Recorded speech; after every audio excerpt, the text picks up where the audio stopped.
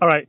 So you wanted to talk about the Slock.it.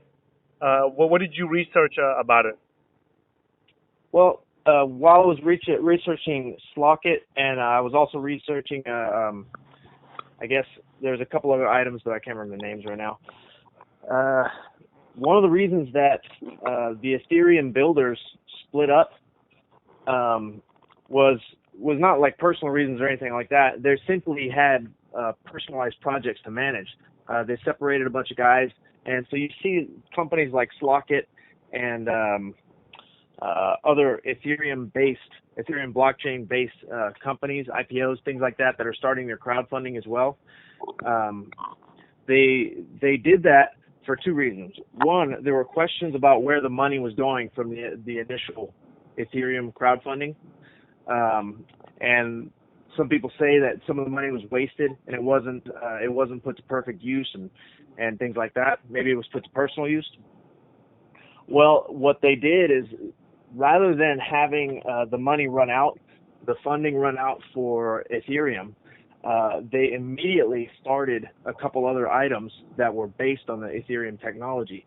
So that way they could handle new crowdfunding for the new items, and on top of that, essentially double the life of their money for being able to build Ethereum correctly. Okay, so I see your what you're saying there. So the purpose of having these individual these companies to build these applications on top of the Ethereum blockchain, is so that they have a methodology to raise more money to develop the Ethereum blockchain. Because Yeah, to develop it better, so that way they can have less issues and it can be a higher standard that everybody's expecting. So one is the money, and two is if you've already got a bunch of technology, like, okay, how big of an influence was it to you? I remember when they started talking about having Bitcoin um, uh, ATM machines, and they had one that came out to Austin, Texas, and you were like, bro, they're putting ATM machines in. This is huge. And so little things like that, where all of a sudden peripheral businesses and peripheral products and services start popping up to where it makes it user friendly. That was kind of a big deal on telling people which way Bitcoin was going to go, that it's around to stay, the technology is here. So that's another purpose, a secondary purpose, why companies like Slock.it and things like that are coming out. One is the money, the crowdfunding and stuff like that, to support Ethereum, to support the parent technology. And then part two is so that way when you have more supporting items coming up, then that's more of a statement of where it's going in the future. okay, so because from my understanding was that the reason why they split up the team was not because of a split up, but it was more because when one of the main guys, Dr. Gavin Wood, when he came in, he was getting rid of I guess, get rid of the unnecessary individuals that. Trimming the fat. Yeah, he was basically trimming the fat and got rid of the people that was not critical to the Ethereum project because they were low on funding.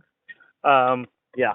but I can see how that what you're You saying. could say that they were gotten rid of, or you could say that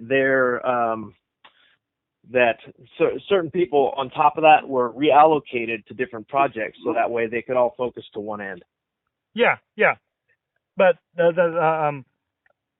yeah. So that I makes. mean, that's speculation on my part. I have no idea who's doing what over there. No. That's just some of the stuff that I was reading. Some sense to me. That makes some sense to me. That makes sense because it's a public awareness that their funds were running out, and they probably did not expect to collect that much money during the fundraising, during the crowd sale. Hmm. And so now that they got it, they probably didn't. They were freaked out about it, and so that's. I would say that would be common. Okay, I would say that would be a common or an obvious move to make. So instead of having to pay for everyone, split it up so like you said, to where they work on other projects and then be able to raise extra money. So they're all basically still working on the Ethereum blockchain, except it's under. That's what I think. Yeah, so that makes sense.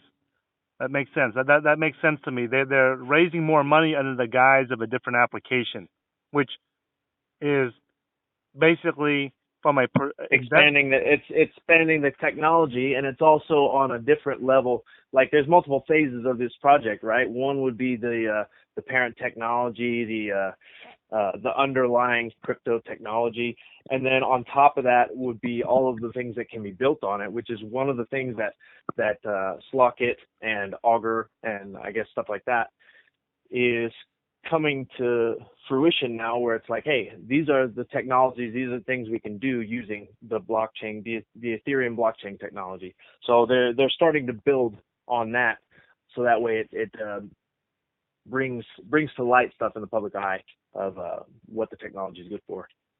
Yeah. Okay. That's that makes sense to me. That makes sense to me that instead of just firing these guys, just have them work on projects that go on top of the Ethereum blockchain, and that way they don't have to.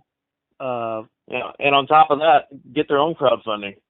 Yeah, yeah, and they don't have to feed off of the original pot of money that they got for the initial crowdfunding that they gathered.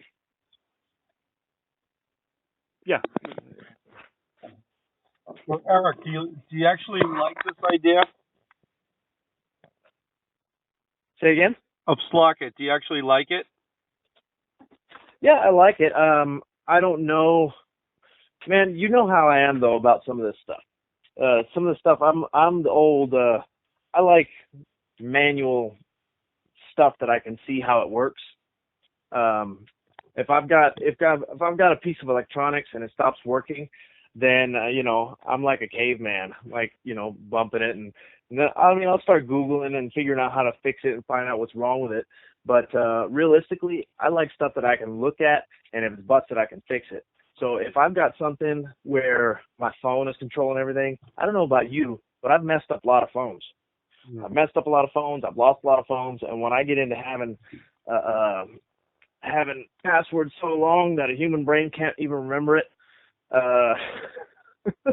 when I get into having all this stuff, there's a part of me that really likes to have the old caveman style technology, simply because the human brain is made to understand it no matter where you're from in the world. So as far as like locking mechanisms and things like that, I don't know, man. People like what they're used to, but that's not to say that it's not something I would never use. Okay. I do think that it is a technology that will definitely grow, because how many businesses use electronic locks? I mean, every bank building in the world has electronically locking doors. Every major institution does. So, I mean, security systems, it doesn't seem like it's something that's a small technology. It seems huge to me. So whether I use it or not, I think it's kind of irrelevant. I think the world is going to use it, so it's worth investing in for me. Okay. Hey, where are you from? Eric. Hello? Eric, where are you from? Well, I'm out in Austin right now. I was born and raised in Germany until I was about 12. My folks were civilians, so not military. And then out in Texas. And I bounced around for a long time around the States and around Southeast Asia. Oh. Jeff comes to Texas quite a bit. So the next time he's in Austin, I'll get you guys to meet up so that you guys can meet up. Yeah, hit me up. I'm out in West Texas in Midland, and then sometimes on the weekends I can make it out to Austin, which is about a 5-hour drive. Okay. That's great. Pick you up too along the way. Yeah. All right. Okay. So Hey, thanks for that input, man. I will give you a holler back. Okay. Yeah, and then give me some more intel about some of the stuff you guys are discussing with the hedge fund stuff. Yeah. I'll put together a list of questions and see if I can locate my friend's contact. If he's even still got the same contact. Hey, let me just end this recording first, and I'll catch up with you later on that. Cool. All right. Bye. All right. Take care, bro.